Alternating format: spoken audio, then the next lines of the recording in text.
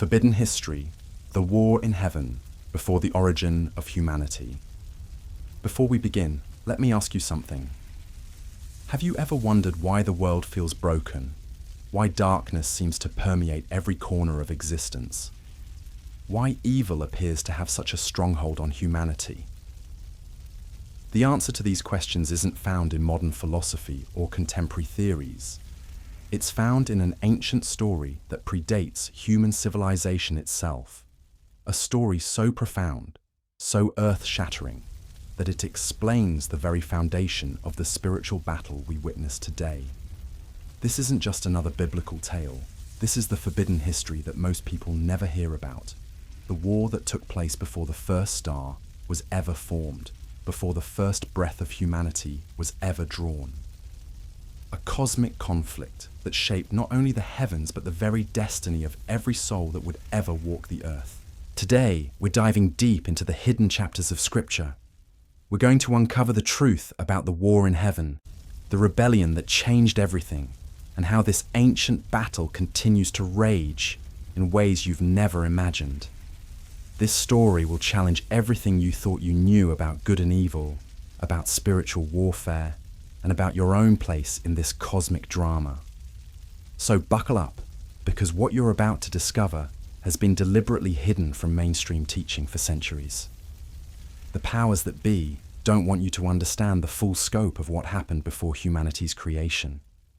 But the truth is there, scattered throughout Scripture, waiting for those brave enough to seek it out. Before time began, before space existed, before the first word of creation was ever spoken, there was perfect order in the heavenly realm. Picture this, a dimension of pure light, where harmony reigned supreme and every created being existed in perfect unity with their Creator. This wasn't just some ethereal paradise. This was the command center of the universe, the throne room from which all reality would be governed. In this celestial kingdom, there existed beings of incredible power and beauty. Angels of various ranks and orders, each designed for specific purposes, each reflecting different aspects of divine glory. These weren't the chubby cherubs you see in Renaissance paintings. These were mighty warriors, brilliant messengers, and powerful administrators of cosmic law. Among these heavenly beings stood one who surpassed them all in beauty, wisdom, and authority. His name was Lucifer, which means light-bearer or morning star. Scripture describes him as the anointed cherub who covers, positioned at the very throne of God himself. This wasn't just any angel. This was the highest-ranking created being in all existence, second only to the Creator himself. Ezekiel chapter 28 gives us a glimpse into Lucifer's original design. He was perfect in beauty, covered with precious stones, and his very body was like a musical instrument crafted by divine hands. Every step he took produced heavenly music. He walked among the stones of fire, moving freely in the presence of the Almighty. This being was the pinnacle of creation, the masterpiece of divine craftsmanship. But here's where the story takes a dark turn. Somewhere in the perfection of eternity past, something began to stir in Lucifer's heart. It started small, like a whisper in the back of his mind, a thought that should never have been entertained, a desire that would ultimately reshape the entire cosmic order. The Bible tells us that iniquity was found in him, not placed there by God, not programmed into his design, but discovered within his own heart. What was this iniquity? Pride, the deadliest of all spiritual diseases. The cancer that would metastasize throughout creation and bring corruption to everything it touched. You see, Lucifer began to contemplate his own beauty, his own power, his own position. He started to focus not on the glory of his Creator, but on his own glory. And in that moment of self-obsession, pride took root. He began to think thoughts that no created being should ever think.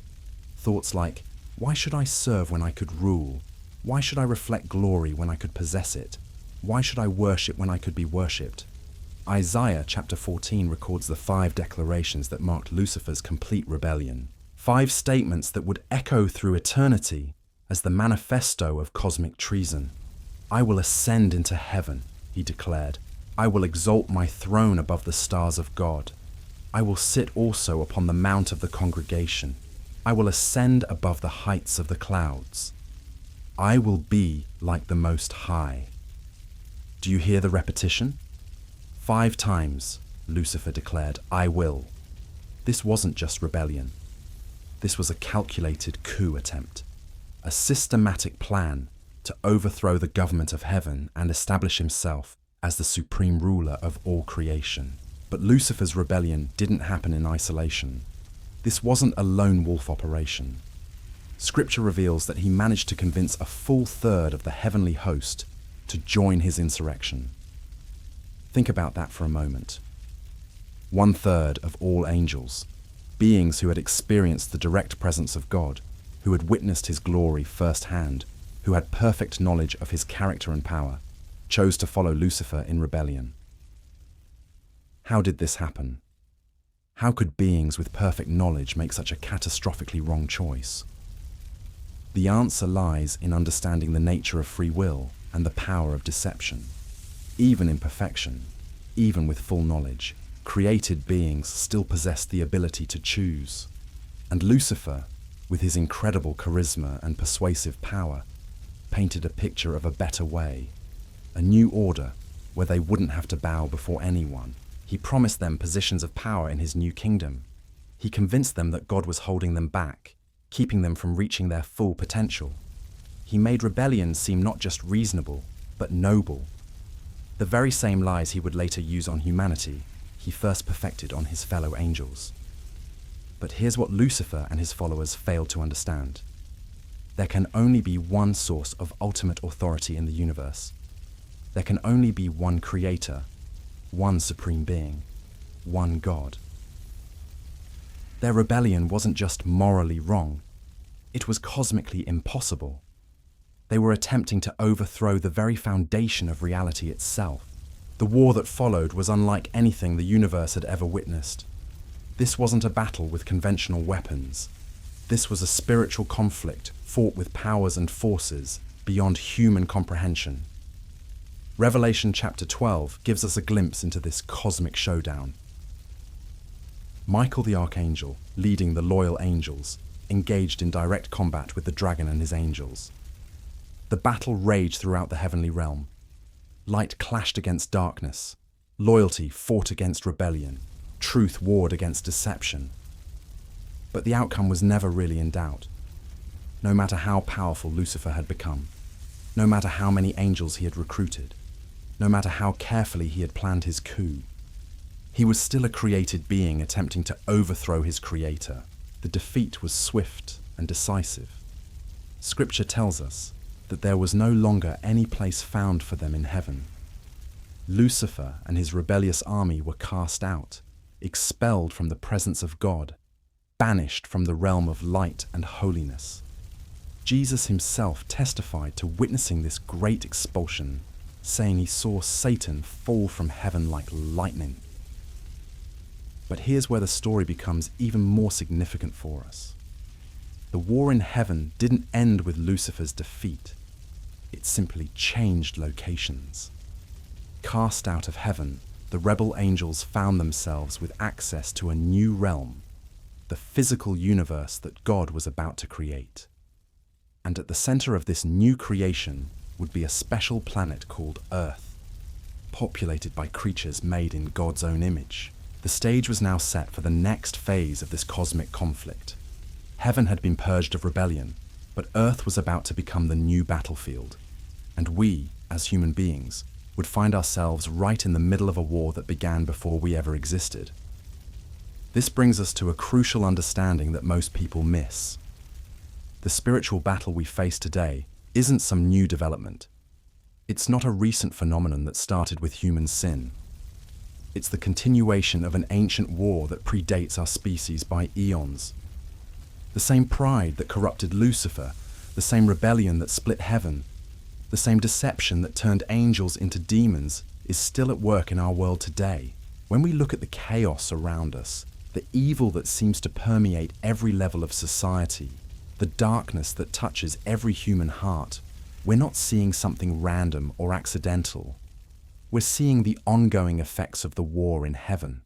We're witnessing the continued rebellion of beings who chose to oppose their Creator and now seek to corrupt everything He holds dear. The enemy that humanity faces isn't just some abstract concept of evil.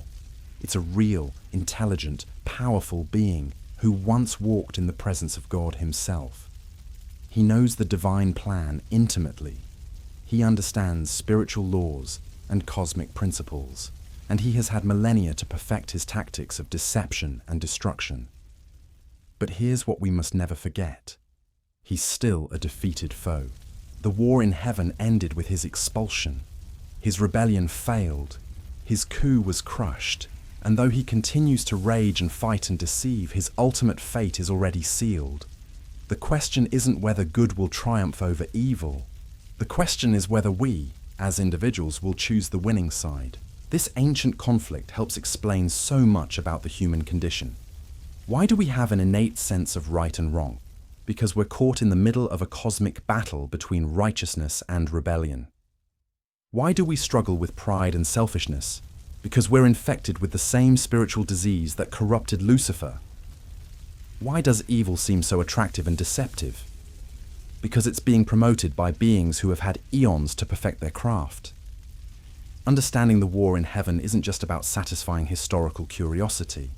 It's about understanding the very nature of the battle we face every day.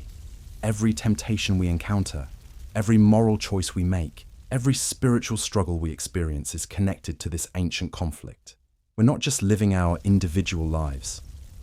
We're participating in a cosmic drama that began before time and will continue until the final victory is achieved.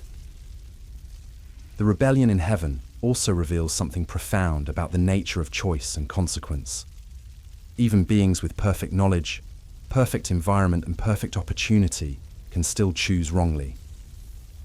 Free will, by its very nature, includes the possibility of rebellion. And once that choice is made, there are consequences that ripple through eternity. This is why the stakes of our own choices are so incredibly high. We're not just deciding what to have for breakfast or which career to pursue. We're choosing sides in a cosmic war. We're aligning ourselves either with the Creator or with the rebel. There is no neutral ground in this conflict. Silence is complicity. Indecision is decision. As we continue this journey together, we'll explore how this heavenly war spilled over into the earthly realm. We'll discover how the same tactics used to deceive angels were later employed against humanity. We'll uncover the hidden strategies of both sides in this ongoing conflict. And most importantly, we'll learn how we can position ourselves on the side of ultimate victory. The war in heaven wasn't just ancient history. It was the opening battle in a conflict that continues to shape every aspect of our existence. The enemy may have been cast out of heaven, but his influence on earth has only just begun. And understanding this hidden history is the key to understanding everything that follows in the human story.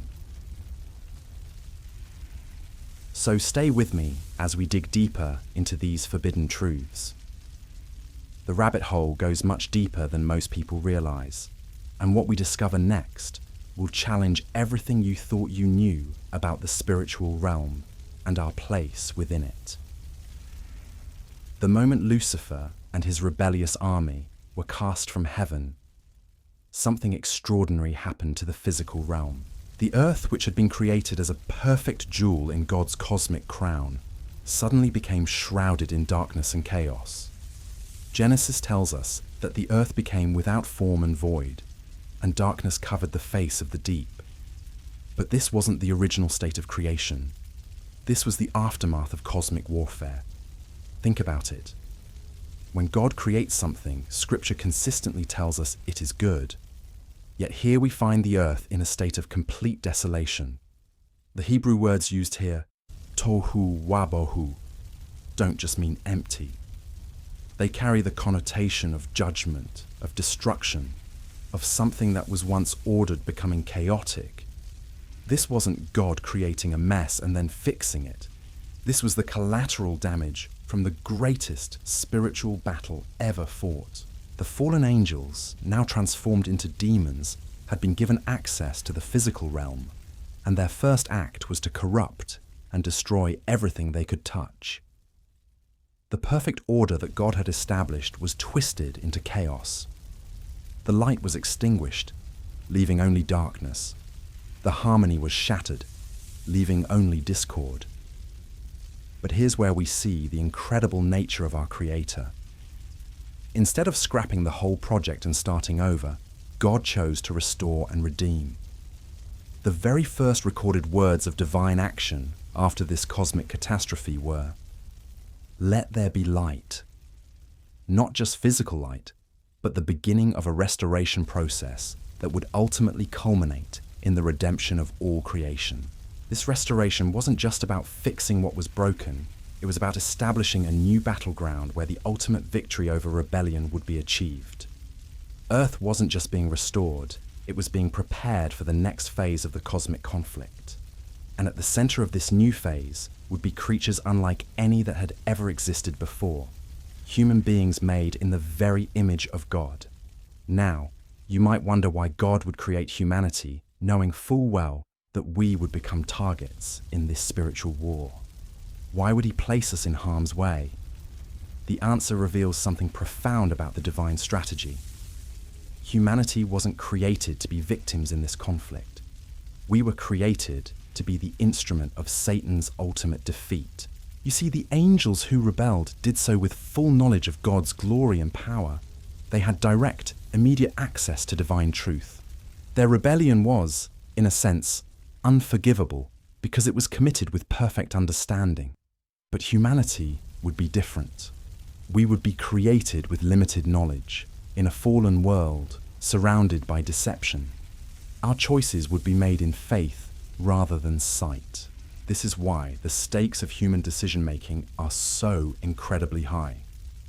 When we choose to follow God despite not seeing him directly, despite living in a corrupted world, despite facing constant deception from the enemy, our loyalty means something different than angelic loyalty ever could.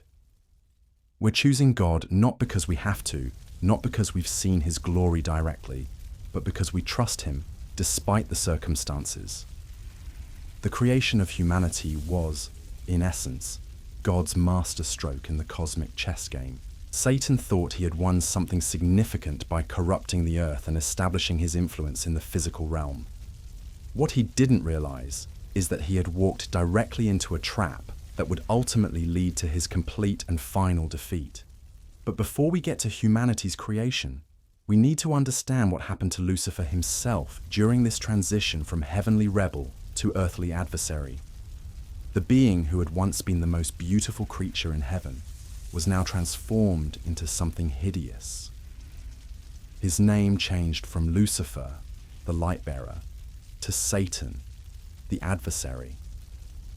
His purpose shifted from reflecting God's glory to opposing everything God represented.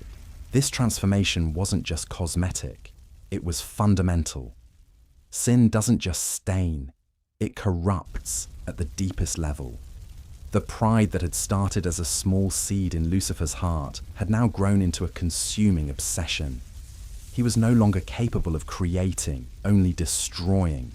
No longer capable of building up, only tearing down. No longer capable of love, only hatred. And yet, despite this transformation, Satan retained much of his original power and intelligence. He was still a cherub, still possessed of incredible abilities and knowledge. He understood spiritual laws and cosmic principles. He had witnessed the creative process firsthand.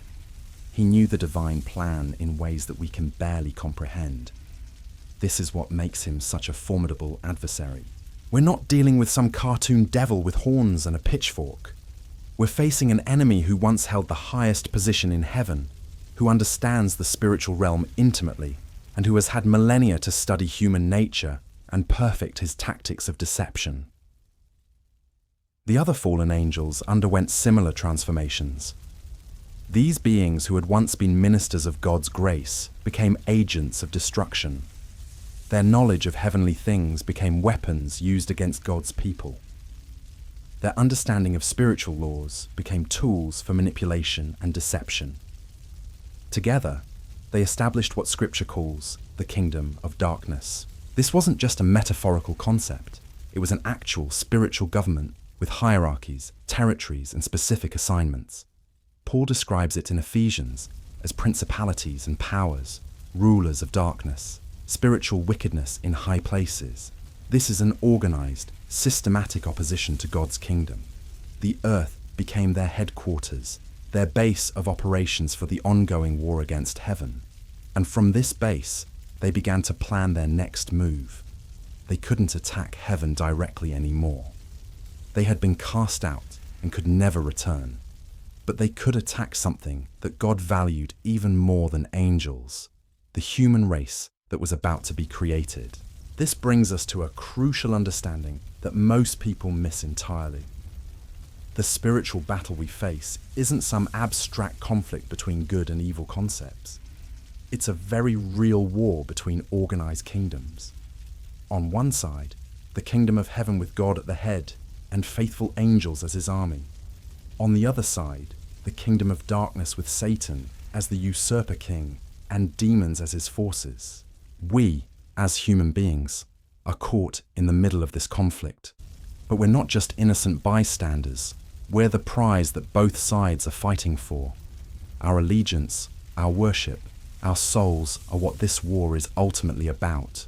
Satan knows that he can't defeat God directly, but he believes that if he can corrupt God's image bearers, if he can turn humanity against their creator, he can inflict a wound on the divine heart that will somehow constitute victory. This is why the enemy is so obsessed with human beings. This is why every culture throughout history has been infiltrated with spiritual deception. This is why there's such a concentrated effort to pull people away from God.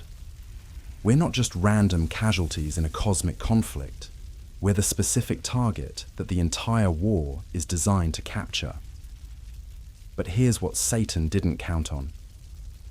God's love for humanity runs so deep that he was willing to enter the battlefield himself. The creation of human beings wasn't just about making new creatures to populate the earth. It was about setting up the conditions for the ultimate demonstration of divine love and the final defeat of rebellion. The earth, now under the influence of the kingdom of darkness, was about to become the stage for the greatest story ever told. A story of love conquering hate, light overcoming darkness, and humble obedience triumphing over prideful rebellion.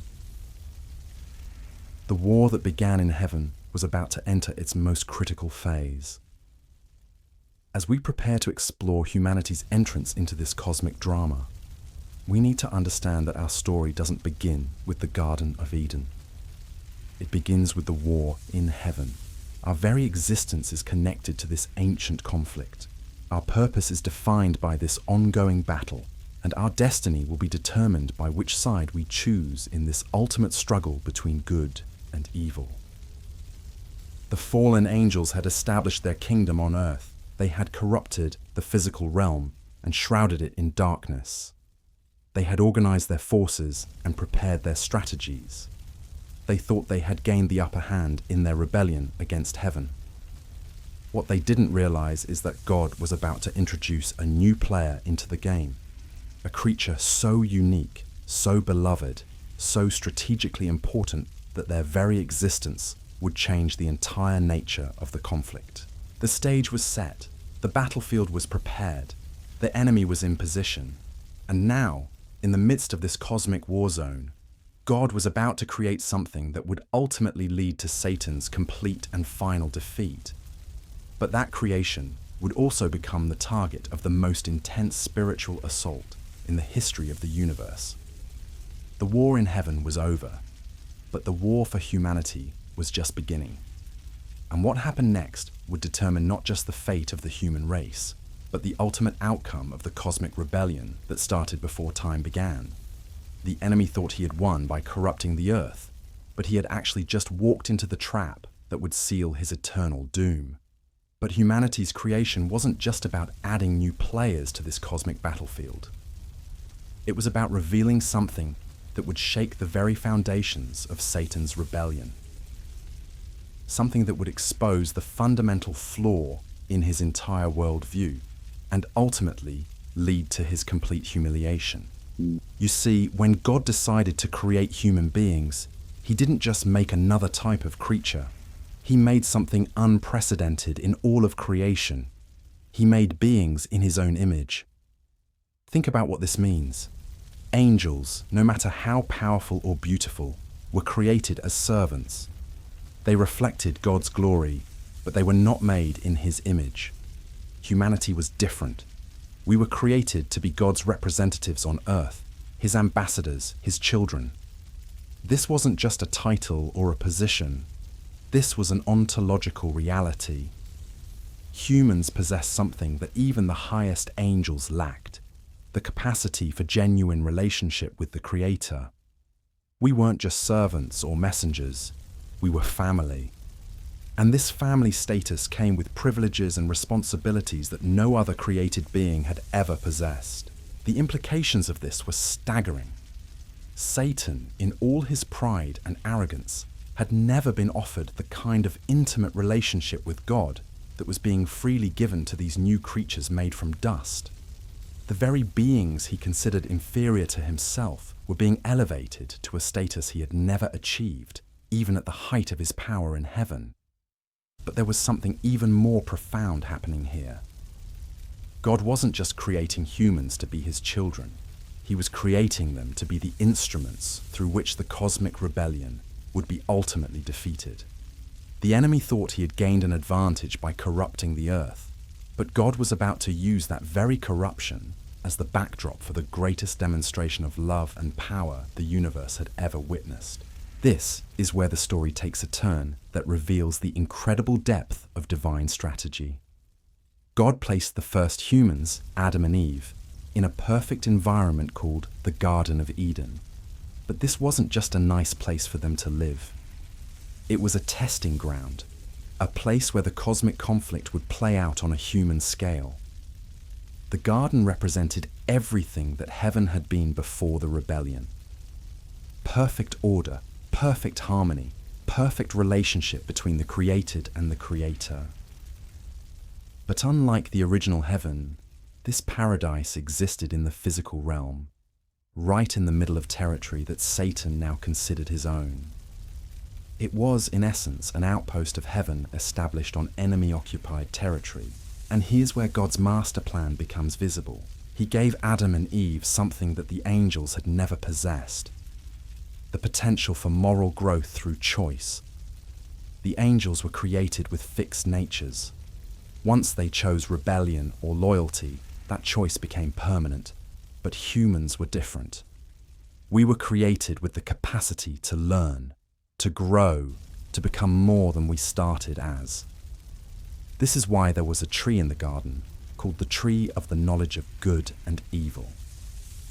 It wasn't there as a trap or a temptation. It was there as an opportunity for humanity to choose loyalty to God, not out of ignorance, but out of genuine love and trust. The presence of that tree made moral choice possible, and moral choice made genuine relationship possible. Satan saw this setup and thought he had found his opportunity for revenge. If he could corrupt these new image bearers, if he could turn them against their creator, just as he had turned the angels against theirs, he could strike back at God in a way that would truly wound the divine heart. He could prove that even God's most beloved creatures would ultimately choose rebellion when given the option. But what Satan didn't understand was that this was exactly what God wanted him to think. The enemy was being drawn into a trap that would ultimately expose the bankruptcy of his entire philosophy and lead to his final defeat. God wasn't just creating humans to be his children. He was creating them to be the means by which the cosmic rebellion would be turned back on itself. The stage was now set for the most critical battle in the history of the universe. Not a battle fought with supernatural powers in heavenly realms, but a battle fought in the heart and mind of human beings. A battle where the weapons would be truth versus deception, love versus selfishness, trust versus pride. Satan approached this new phase of the conflict with confidence. After all, he had successfully corrupted a third of the angels in heaven itself. How difficult could it be to corrupt these creatures made from dirt? He had witnessed their creation, studied their nature, observed their weaknesses. He knew exactly which buttons to push, which desires to exploit, which fears to manipulate. What he failed to realize was that humanity's apparent weakness was actually their greatest strength. The very fact that we were created with limitations, with the capacity for doubt and struggle, meant that our choices would carry a weight that angelic choices never could. When we choose to trust God despite not being able to see Him directly, despite living in a fallen world, despite facing constant opposition, that choice means something profound. The demons who had followed Satan in his rebellion began to position themselves for this new phase of the war. They studied human nature, looking for points of vulnerability. They developed strategies of temptation and deception specifically designed for these new creatures. They prepared to launch the most concentrated spiritual assault in the history of creation. But even as they planned and schemed, they were walking deeper into the trap that God had set for them. Every strategy they developed, every weakness they exploited, every victory they thought they had achieved, was actually serving a larger purpose that they couldn't see. The Creator was allowing them just enough success to draw them into a position where their ultimate defeat would be both complete and humiliating. The first humans lived in innocence, unaware of the cosmic drama swirling around them. They walked with God in the cool of the evening, enjoyed perfect relationship with each other, and exercised dominion over the earth as God's appointed representatives. But this innocence wasn't ignorance. It was purity. They knew God intimately, trusted Him completely, and found their identity in their relationship with Him. This perfect state of affairs was intolerable to Satan. Here were creatures enjoying the very thing he had forfeited through his rebellion: intimate fellowship with the Creator. Here were beings exercising the authority on earth that he coveted for himself. Here was everything he had lost, being freely given to creatures he considered beneath him. The temptation that followed wasn't just about getting humans to eat forbidden fruit. It was about proving that God's love was misplaced, that His trust was foolish, that His entire plan for creation was fundamentally flawed. Satan wasn't just trying to corrupt two people. He was trying to vindicate his rebellion and prove that he had been right to challenge God's authority in the first place. He approached Eve with the same lies he had used on the angels in heaven. He questioned God's word, suggesting that the Creator was withholding something good from His creatures. He appealed to pride, promising that disobedience would make them like God. He offered knowledge and power in exchange for rebellion, painting God as a jealous tyrant who didn't want His creatures to reach their full potential. And tragically, the first humans made the same choice that the angels had made. They chose to trust the creature rather than the Creator. They chose to seek their own glory rather than reflect God's glory. They chose rebellion over relationship, pride over humility, self-will over surrender. But here's where the story takes a turn that Satan never saw coming. When the angels rebelled, they were immediately cast out of heaven with no possibility of redemption. Their choice was final, their fate sealed. But when humans rebelled, something different happened. Instead of immediate judgment, there was immediate mercy. Instead of expulsion, there was a promise of redemption. Right there in the garden, in the very moment of humanity's greatest failure, God announced His plan for ultimate victory. He told the serpent that the seed of the woman would one day crush his head. It was a cryptic prophecy, but it carried a promise that would echo through all of human history. The rebellion would not have the final word. This is where Satan realized he had made a catastrophic miscalculation. By corrupting humanity, he thought he had struck a blow against God that would somehow constitute victory. Instead, he had triggered a response that would ultimately lead to his complete and final defeat. The corruption of humanity wasn't Satan's victory. It was the opening move in God's ultimate strategy for ending the rebellion once and for all. The war that had begun in heaven had now fully engaged the earth. But the rules of engagement had changed in ways that would ultimately favor the Creator. The same love that had motivated God to create humanity in the first place would now motivate him to redeem them. And that redemption would require a demonstration of divine love so profound, so costly, so complete, that it would forever settle the question of God's character that Satan's rebellion had raised. The enemy thought he had won by corrupting the first humans. What he had actually done was set in motion the very process that would seal his eternal doom. The war in heaven had been about challenging God's authority. The war on earth would be about revealing God's love.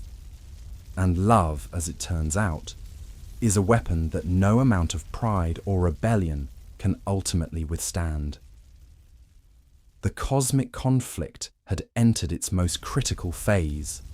The battlefield was no longer the pristine halls of heaven, but the messy, complicated world of human experience. The weapons were no longer supernatural powers, but the choices made by creatures caught between two kingdoms. And the outcome, though it would take millennia to fully unfold, had already been determined by a love that was willing to go to any length to rescue its beloved. Satan's rebellion had seemed to gain momentum with the fall of humanity, but in reality, it had just triggered the beginning of the end. The war that started with pride in heaven would end with humility on earth. The conflict that began with a creature trying to exalt himself above his creator would conclude with the creator humbling himself below his creatures. And in that ultimate act of love and sacrifice, the cosmic rebellion would be forever defeated, and the rightful order of creation would be eternally established. The war in heaven was over, but its echoes would reverberate through every page of human history until the final victory was achieved. The deception that Satan employed in the garden wasn't just a simple trick. It was the culmination of eons of strategic planning, the deployment of psychological warfare tactics that he had been perfecting since his original rebellion. When he approached Eve, he wasn't just testing humanity's obedience, he was attempting to prove that his original rebellion had been justified. Think about the sophistication of his approach. He didn't come as a terrifying demon or an obvious enemy. He disguised himself as a serpent, one of God's own creatures. He embedded his lies within questions that seemed reasonable. He made rebellion appear not as defiance, but as enlightenment. This wasn't amateur hour temptation. This was master-level manipulation by a being who had once stood in the presence of the Almighty. But here's what makes this moment so crucial to understanding the entire cosmic conflict. Satan's temptation of humanity revealed the core philosophy behind his rebellion.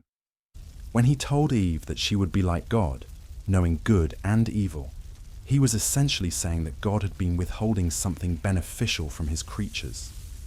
He was suggesting that the Creator was selfish, jealous, and manipulative. This accusation strikes at the very heart of who God is. It challenges his character, his motives, his love. And this is what the entire cosmic conflict has always been about. It's not just about who gets to be in charge. It's about whether God is truly good, whether his authority is legitimate, whether his love is genuine. Satan's rebellion wasn't just political, it was theological. He wasn't just challenging God's power, he was challenging God's character, and by extension, he was challenging the entire foundation upon which the universe operates. If God is not perfectly good, perfectly loving, perfectly just, then the whole cosmic order is built on a lie. This is why the human response to Satan's temptation was so monumentally significant. When Adam and Eve chose to believe the serpent's lies over God's truth, they weren't just making a bad decision about fruit. They were essentially voting on the character of God. They were choosing to believe that their Creator was indeed withholding good from them, that His commands were restrictive rather than protective, that His love was conditional rather than perfect. The fall of humanity wasn't just about individual sin. It was about cosmic treason on the deepest possible level. It was about creatures made in God's image joining the rebellion against their Creator. It was about the corruption of the very beings who were supposed to represent God's character on earth. But here's where the story takes an unexpected turn that reveals the true genius of divine strategy. The moment humanity fell, God could have responded with immediate judgment. He could have destroyed Adam and Eve on the spot and started over. He could have vindicated His authority through displays of power and wrath. Instead, He did something that stunned both heaven and hell. He promised redemption. Right there in the garden, speaking to the serpent who had orchestrated this cosmic catastrophe, God announced that the seed of the woman would one day crush the serpent's head. It was cryptic, mysterious, but it carried a promise that would change everything. The rebellion would not have the final word. Love would find a way. This promise wasn't just good news for humanity. It was a declaration of war against the kingdom of darkness. Satan thought he had won a decisive victory by corrupting God's image bearers. Instead, he had triggered a response that would ultimately lead to his complete destruction. The corruption of humanity wasn't the end of God's plan. It was the beginning of an even greater plan. You see, God could have created beings who were incapable of sin, creatures who had no choice but to obey. But such creatures would also be incapable of genuine love, genuine faith, genuine relationship. Love requires choice. Faith requires the possibility of doubt. Relationship requires the freedom to accept or reject. By allowing humanity to fall, God wasn't failing to protect His creation. He was setting up the conditions for something far more magnificent than innocence, redemption. He was creating the opportunity for creatures who had chosen rebellion to choose love instead. He was making possible a relationship based not on ignorance, but on grace, not on perfection, but on forgiveness. This is where Satan's understanding of divine character proved to be fatally flawed. He assumed that God's response to rebellion would be the same as His own: anger, vengeance, destruction. He couldn't comprehend a love so deep that it would pursue the beloved even into their rebellion. He couldn't fathom a grace so profound that it would pay any price to restore broken relationship. The promise of redemption revealed something about God's character that neither angels nor demons had ever fully understood. His love wasn't conditional on perfect obedience. His grace wasn't limited by the failures of His creatures.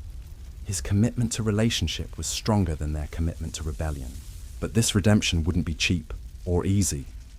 The promise made in the garden carried implications that wouldn't be fully understood for thousands of years. The seed of the woman who would crush the serpent's head would have to enter the battlefield personally.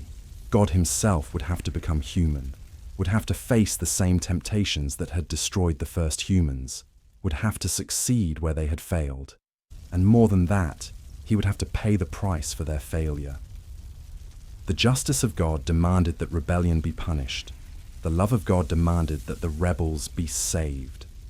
The only way to satisfy both justice and love was for God Himself to bear the punishment that His creatures deserved. This is what Satan never saw coming. He thought he understood the rules of cosmic justice. He assumed that rebellion would always result in destruction, that broken law would always demand punishment of the lawbreaker. What he failed to anticipate was the possibility of substitution, the concept of someone else paying the price, the revolutionary idea of vicarious atonement. The war that had begun with Satan's prideful attempt to exalt himself above God would ultimately be won through God's humble willingness to lower himself below his creatures. The conflict that started with rebellion in the heights of heaven would be resolved through sacrifice in the depths of human suffering. As the centuries unfolded after the fall, this cosmic drama began to play out on the stage of human history. Every generation would face the same choice that the first humans had faced: trust God or trust the lies of the enemy. Every individual would have to decide whether to believe in the character of their creator or to join the rebellion against him. Satan continued his campaign of deception, working tirelessly to corrupt every human heart, to turn every soul away from their creator. He established systems of false religion, built empires based on pride and power, created philosophies that denied the existence or relevance of God. He was relentless in his efforts to prove that his original rebellion had been justified. But God was equally relentless in his pursuit of redemption. Through prophets and priests, through signs and wonders, through law and covenant, he continued to reveal his character to humanity. He demonstrated his faithfulness despite their unfaithfulness, his love despite their rebellion, his grace despite their sin. Every act of divine mercy was a blow against Satan's accusations. Every demonstration of God's love was evidence against the enemy's lies. Every moment of grace was proof that the Creator's character was exactly the opposite of what the serpent had claimed in the garden. The cosmic conflict was no longer being fought primarily in the spiritual realm. It had moved into the arena of human experience, where every act of faith was a vote for God's character and every act of rebellion was a vote for Satan's accusations. Humanity had become both the battlefield and the prize in this ultimate struggle between good and evil. But the war was far from over. Satan still controlled significant territory in the human heart. Death still reigned as the consequence of sin. The promise of redemption remained just that, a promise. The seed of the woman had not yet appeared. The serpent's head had not yet been crushed. The stage was set for the ultimate confrontation.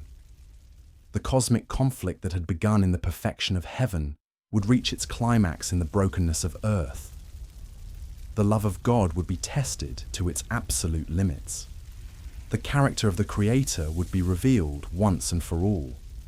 And when that moment finally came, when the promised seed finally appeared, the universe would witness something that no created being had ever imagined possible. The Creator would become creature. The infinite would become finite. The Word would become flesh.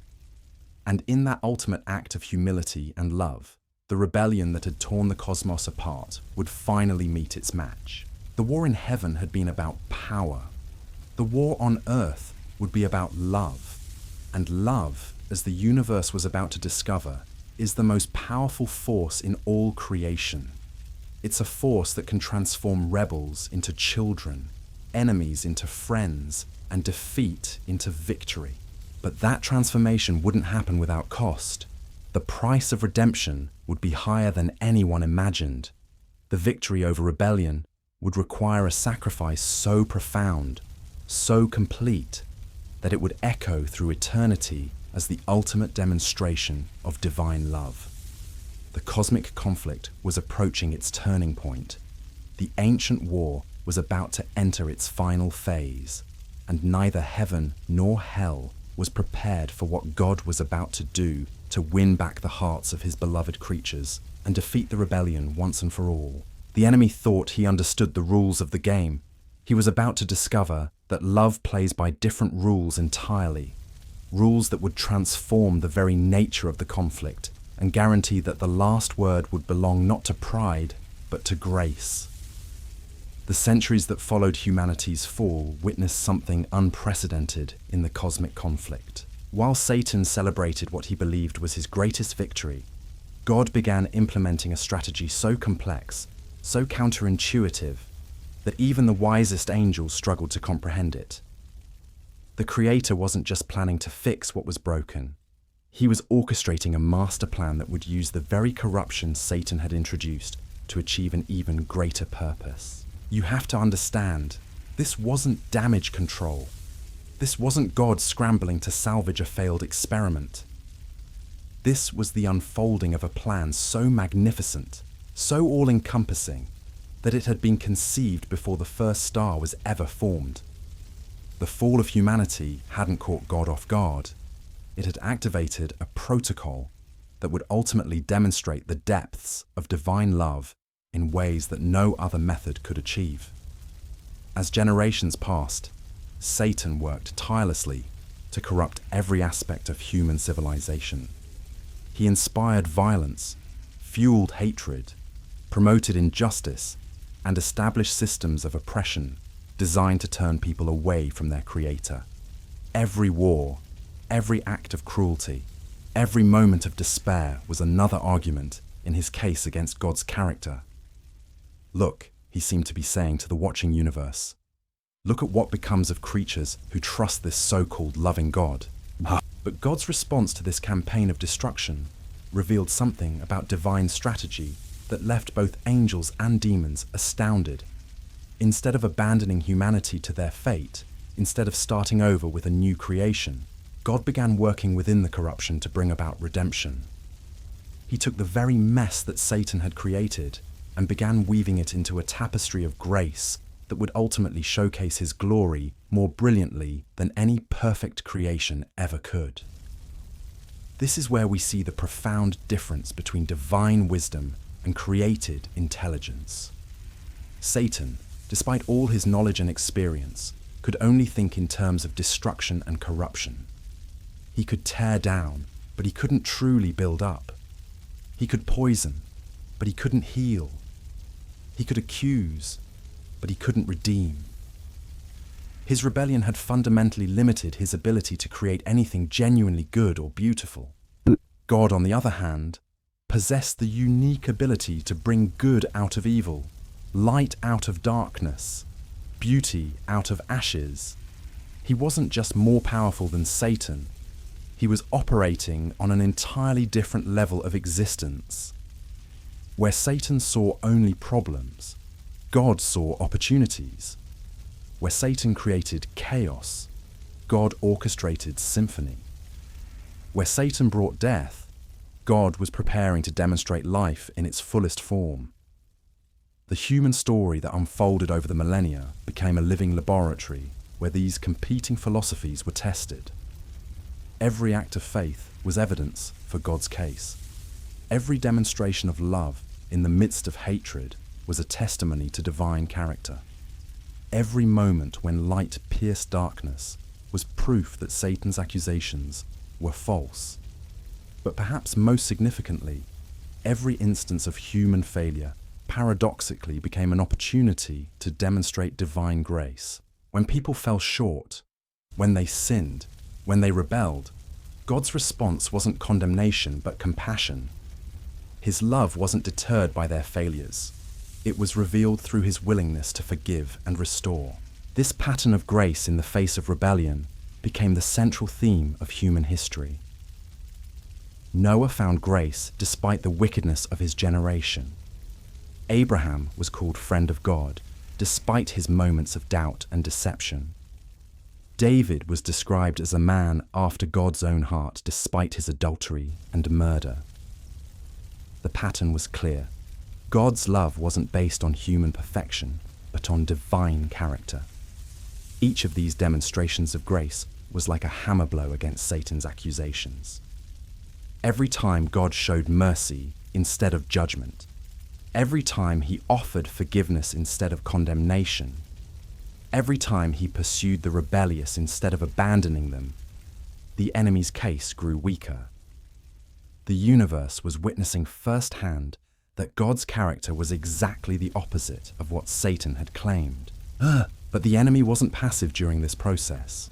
He worked relentlessly to corrupt every expression of divine grace, to twist every revelation of God's character, to turn every opportunity for redemption into an occasion for greater rebellion. He inspired false religions that painted God as cruel and demanding. He established systems of legalism that made divine love seem conditional and performance-based. He promoted philosophies that denied God's existence or relevance entirely. The spiritual battle intensified with each passing generation. It wasn't just being fought in the invisible realm anymore. It was being waged in human hearts and minds, in the choices people made every day, in the way civilizations rose and fell. Every human decision was a vote in this cosmic referendum on God's character. As the centuries progressed, something remarkable began to emerge from the chaos. Despite Satan's best efforts to corrupt everything, pockets of light began to appear in the darkness. Communities of people who chose to trust God despite their circumstances. Individuals who demonstrated love in the face of hatred, hope in the midst of despair, faith in the presence of doubt. These beacons of light weren't perfect people. They were broken, flawed, struggling human beings who had encountered something that transcended their circumstances. They had experienced a love that was stronger than their failures, a grace that was deeper than their sin, a hope that was more enduring than their suffering. Each of these communities, each of these individuals, became a living testimony to the truth about God's character. They were proof that Satan's accusations were false, that God's love was real, that redemption was possible even in the darkest circumstances. They were harbingers of something greater that was coming, previews of a victory that would ultimately vindicate divine character once and for all. But the enemy's response to these demonstrations of divine grace was to intensify his attacks. If he couldn't prevent people from experiencing God's love, he would work to corrupt their understanding of it. If he couldn't stop God from revealing his character, he would distort the revelation. If he couldn't prevent redemption, he would make it seem cheap and meaningless. This is where we see the true sophistication of Satan's strategy. He wasn't just promoting obvious evil anymore. He was promoting counterfeits of good. He wasn't just encouraging people to reject God outright. He was encouraging them to accept false versions of God that were easier to live with but ultimately destructive. He wasn't just spreading lies. He was mixing truth with deception in ways that made the lies seem reasonable and the truth seem extreme. The cosmic conflict had evolved into something far more complex than the original rebellion in heaven. It was no longer just about who would be in charge. It was about the very nature of reality itself. What is love? What is justice? What is truth? These weren't just philosophical questions anymore. They were the battleground on which the fate of the universe was being decided. Every human life became a microcosm of this larger conflict. Every person faced the same choice that the angels had faced in heaven, and that Adam and Eve had faced in the garden. Trust the Creator, or trust the accuser. But now the choice was being made in circumstances that were far more complex, far more challenging, far more revealing of character. This is why human choices carried such weight in the cosmic conflict. When someone chose to trust God, despite not being able to see him directly, despite living in a world corrupted by sin, despite facing constant opposition from the enemy, that choice said something profound about both human potential and divine character. It proved that God's love was real enough to inspire faith even in the darkest circumstances. Conversely, when someone chose to reject God, to join the rebellion, to embrace the lies of the enemy, that choice also carried cosmic significance. It seemed to validate Satan's accusations, to support his claim that God's love was conditional, that his authority was illegitimate, that his character was flawed. But here's where the story takes another unexpected turn. Even human rebellion became an opportunity for divine grace to be demonstrated. God's response to human sin wasn't to abandon the rebels, but to pursue them more intensely. His love wasn't diminished by their rejection.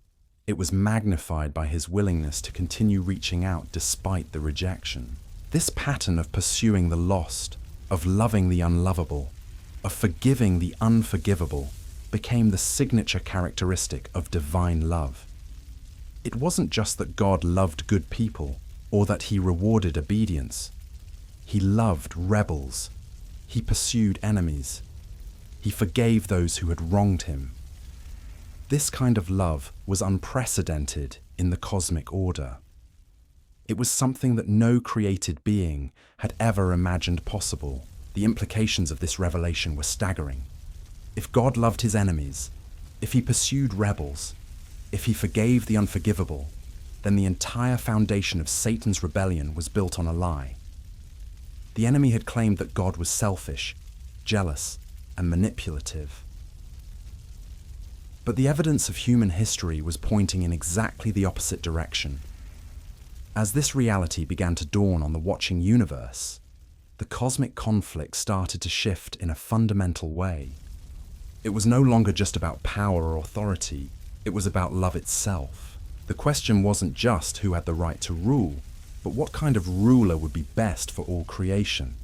And the evidence was mounting that a ruler motivated by selfless love would be infinitely preferable to one motivated by selfish pride. Satan began to realize that his strategy of corrupting humanity might be backfiring. Every demonstration of divine grace in response to human sin was making his accusations look more and more ridiculous. Every act of divine love in the face of human rebellion was exposing the bankruptcy of his own philosophy.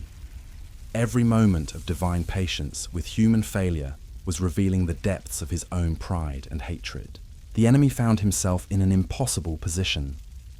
If he stopped tempting humans, they might choose God freely, which would validate divine character. If he continued tempting them, God's gracious response to their failures would also validate divine character. Either way, Satan was losing ground in the cosmic conflict, but the adversary wasn't ready to surrender. If he couldn't win through corruption, he would try to win through counterfeiting. If he couldn't prevent people from experiencing God's love, he would offer them cheap substitutes that would ultimately leave them empty and disillusioned. If he couldn't stop God from revealing his character, he would create false revelations that would confuse and mislead. This new phase of the conflict was in many ways more dangerous than the original rebellion. Open warfare is one thing, but deception masquerading as truth is far more insidious. When Satan appeared as an angel of light, when he offered counterfeits of divine grace, when he promoted false versions of redemption, he became far more dangerous than when he simply promoted obvious evil. The stage was being set for the ultimate confrontation. The cosmic conflict had been building toward this moment for millennia. All of history had been preparation for what was about to unfold. The question of God's character, which had been raised by Satan's original rebellion, was about to be answered once and for all. But that answer wouldn't come through displays of power or demonstrations of authority. It would come through the ultimate expression of love. God himself was about to enter the battlefield personally, not as a conquering king, but as a suffering servant. The Creator was about to become creature. The infinite was about to become finite. The Word was about to become flesh. And in that unprecedented act of humility and love, the cosmic rebellion would finally meet its match. The war that began with pride in heaven would end with humility on earth. The conflict that started with a creature trying to exalt himself above his Creator would conclude with the Creator humbling himself below his creatures. The enemy thought he understood the rules of cosmic warfare. He was about to discover that love doesn't play by any rules except its own. And those rules would transform not just the conflict, but the very nature of victory itself. The greatest triumph in the history of the universe would look like the greatest defeat. The ultimate demonstration of power would appear to be the ultimate expression of weakness. Satan's rebellion was about to trigger the very thing that would guarantee its own destruction. By corrupting humanity, he had created the conditions that would make the ultimate revelation of divine love both necessary and possible. The fall had made redemption inevitable, and redemption would prove once and for all that God's character was everything Satan had denied it to be. The cosmic conflict was approaching its climax. The ancient war was about to enter its final phase. And neither heaven nor hell was prepared for the revolutionary way that love was about to redefine victory itself. The moment had arrived.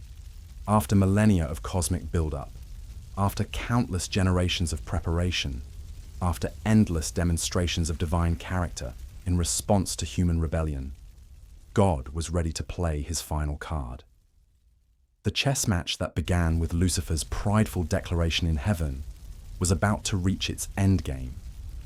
But the move God was preparing to make was so unexpected, so unprecedented, that neither Satan nor his demons could have anticipated it.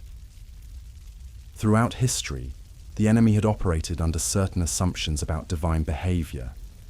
He believed that God, like himself, was ultimately motivated by self-interest. He assumed that divine love had limits, that divine patience had boundaries, that divine grace had conditions. Every strategy Satan employed was based on these fundamental misunderstandings of God's character. The adversary had watched as God demonstrated mercy to Noah, faithfulness to Abraham, and forgiveness to David. He had witnessed countless acts of divine grace throughout human history. But Satan interpreted these demonstrations as weaknesses rather than strengths. He saw God's patience as indecision, his mercy as inability to execute justice, his love as emotional manipulation. This profound misreading of divine character would prove to be Satan's fatal flaw. He was preparing for a war based on his own nature, his own motivations, his own understanding of power and authority. He expected God to respond to the cosmic rebellion the way he himself would respond, with overwhelming force, with devastating retaliation, with crushing displays of superior strength. Instead, God was preparing to do something that would completely redefine the nature of the conflict. The Creator was about to demonstrate that true power isn't found in domination, but in self-sacrifice, that genuine authority comes not from forcing submission, but from inspiring love, that real victory is achieved not by destroying enemies, but by transforming them into friends. The plan that was about to unfold had been in motion since before the foundation of the world. When Satan corrupted humanity in the garden, he thought he was seizing the initiative in the cosmic conflict. In reality, he was walking directly into a trap that had been prepared for him from eternity past. Every move he had made, every victory he thought he had achieved, had actually been serving a larger purpose that he couldn't see. The incarnation wasn't God's backup plan. It wasn't a desperate measure undertaken because the original strategy had failed. It was the culmination of a design so intricate, so perfectly orchestrated, that it would simultaneously accomplish multiple objectives that seemed mutually exclusive. It would satisfy divine justice while demonstrating divine love. It would punish sin while saving sinners. It would vindicate God's character while providing redemption for rebels.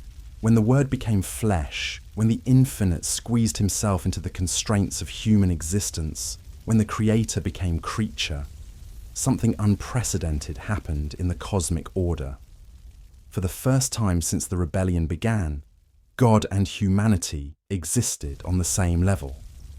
The gap between Creator and creation was bridged not by elevating humanity to divine status, but by God descending to human experience.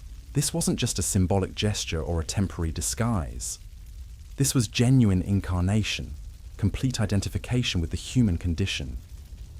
The being who had spoken galaxies into existence was now dependent on human parents for survival. The one who commanded legions of angels was now subject to human limitations. The source of all life was now vulnerable to death. Satan watched these developments with a mixture of confusion and anticipation. On one hand, this seemed like an unprecedented opportunity. If he could corrupt, tempt, or destroy this divine human being, he would achieve a victory beyond his wildest dreams. He would prove once and for all that even God himself couldn't maintain perfect obedience under the conditions of human existence. On the other hand, something about this whole scenario made the enemy deeply uneasy. There was a quality to this incarnation that he couldn't quite identify, a sense that he was missing something crucial about what was really happening. The very fact that God would voluntarily limit himself in this way suggested a confidence, a certainty of victory that Satan found disturbing. The early years of Jesus' life provided little clarity about divine strategy. Here was someone who appeared to be fully human, who grew and learned like any other child, who experienced the normal challenges of human development. Yet there were hints of something more, glimpses of divine nature breaking through human limitations. Satan's confusion deepened as he observed this unique being. Every attempt to categorize or understand Jesus seemed to fall short. He was clearly human, yet there was something about him that transcended humanity. He was obviously divine, yet he submitted to human constraints. He possessed unlimited power, yet he chose to live in apparent weakness. The enemy's first major offensive came during Jesus' temptation in the wilderness. Here, finally, was the opportunity Satan had been waiting for. Just as he had tempted the first humans in a perfect garden, he would now tempt this divine human being in a desolate wasteland. Just as he had offered Eve the promise of becoming like God, he would now offer Jesus the kingdoms of the world. But something went wrong with Satan's carefully crafted strategy. The temptations that had proven irresistible to angels in heaven and humans on earth had no effect on this unusual target. Jesus didn't respond to appeals to pride, didn't succumb to offers of power, didn't doubt God's character in the face of difficult circumstances. More disturbing still was the method Jesus used to resist temptation. He didn't rely on his divine power to overwhelm Satan's attacks. Instead, he used the same weapon that was available to every human being, the Word of God. He demonstrated that Satan's lies could be defeated, not through superior force, but through simple trust in divine truth. This pattern of victory through apparent weakness became the hallmark of Jesus' entire ministry.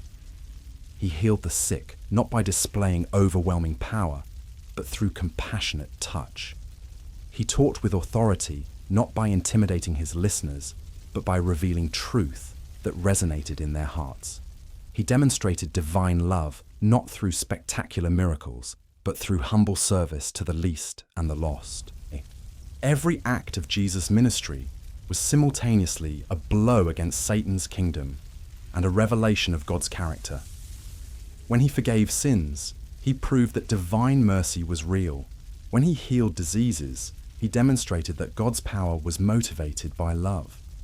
When he welcomed outcasts, he showed that divine grace had no boundaries. Satan found himself in an increasingly desperate situation. Every strategy he employed seemed to backfire. When he inspired religious leaders to oppose Jesus, their attacks only highlighted the contrast between human pride and divine humility. When he stirred up political opposition, it only emphasized the difference between earthly kingdoms and the kingdom of heaven. Most frustrating of all was Jesus' response to Satan's attacks. Instead of retaliating with force, Jesus responded with forgiveness. Instead of crushing his enemies, he prayed for them. Instead of establishing his authority through domination, he demonstrated it through service. This was a completely different approach to power than anything Satan had ever encountered. The enemy began to realize that he was fighting a war according to rules that his opponent wasn't following. Satan operated by the principles of pride, competition, and self-preservation. Jesus operated by principles of humility, cooperation, and self-sacrifice. It was like trying to play chess against someone who was playing an entirely different game. As Jesus' ministry progressed, the cosmic implications of what was happening became increasingly clear. This wasn't just about individual salvation or even human redemption. This was about the fundamental nature of reality itself. The way Jesus lived and taught and loved was providing a definitive answer to the questions that Satan's rebellion had raised about God's character. Every demonstration of divine love in Jesus' ministry was evidence against Satan's accusations. Every act of mercy was proof that God wasn't the selfish tyrant the enemy had claimed him to be. Every moment of grace was a vindication of divine character that had been called into question by the original rebellion. But Satan wasn't ready to concede defeat. If he couldn't corrupt Jesus through temptation, if he couldn't discredit him through opposition, then he would destroy him through execution. The cross became Satan's final gambit, his ultimate attempt to prove that God's love had limits, that divine patience could be exhausted, that the Creator would eventually respond to rebellion with the kind of violent retaliation that Satan himself would employ. The enemy marshaled all his forces for this final assault. He inspired Judas to betray Jesus, motivated the religious leaders to demand his death, and influenced the political authorities to carry out the execution. Every form of human evil was employed in the effort to destroy this divine human being who had posed such a threat to the kingdom of darkness. As Jesus hung on the cross, as his life slowly ebbed away, as darkness covered the land, Satan must have felt a surge of triumph. Finally, he had succeeded in striking back at God in a way that truly wounded the divine heart. Finally, he had proven that even God's love had limits. Finally, he had vindicated his original rebellion by demonstrating that the Creator was no different from any other ruler when pushed to his breaking point. But then, something happened that changed everything. Instead of cursing his executioners, Jesus forgave them. Instead of calling down divine wrath on his enemies, he prayed for their salvation. Instead of abandoning those who had abandoned him, he provided for their care. Even in death, even in apparent defeat, Jesus continued to demonstrate the very character that Satan had spent millennia trying to disprove. The cross, which Satan had intended as his ultimate victory, became instead the ultimate revelation of divine love. The moment that was supposed to prove God's character was flawed, instead provided the most compelling evidence in the history of the universe that God's love was absolutely perfect.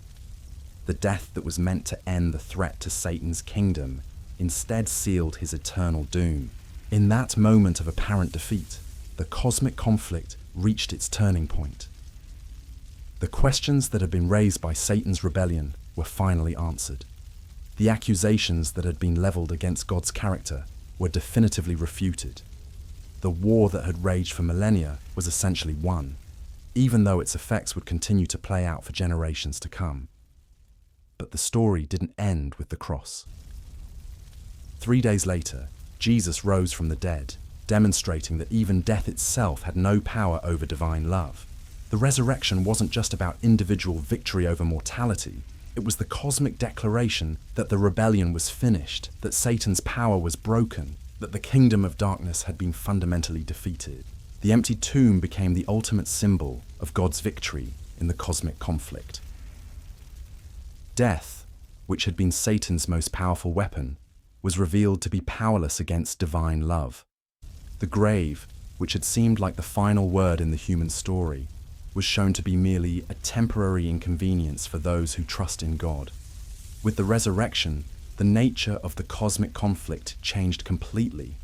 The war was no longer about whether good would triumph over evil. That question had been settled once and for all. Now the conflict was about whether individuals would accept the victory that had already been won or continue to align themselves with a defeated enemy. Satan's position became untenable. He could no longer claim that God was unloving because the cross had demonstrated divine love beyond any possible doubt. He could no longer argue that God was unjust because the resurrection had vindicated divine righteousness. He could no longer suggest that rebellion was justified because the life and death and resurrection of Jesus had proven God's character to be exactly what he had always claimed it to be. The enemy's only remaining strategy was to prevent people from understanding what had happened, to keep them ignorant of the victory that had been won on their behalf, to maintain his influence through deception rather than through legitimate authority. But even this strategy was doomed to ultimate failure, because truth has a way of breaking through deception, and love has a power that lies cannot ultimately resist. The cosmic conflict that began with Lucifer's rebellion in heaven was essentially over.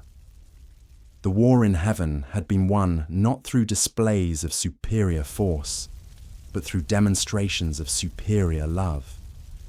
The questions raised by Satan's accusations had been answered not through logical arguments, but through the lived reality of divine character revealed in human experience.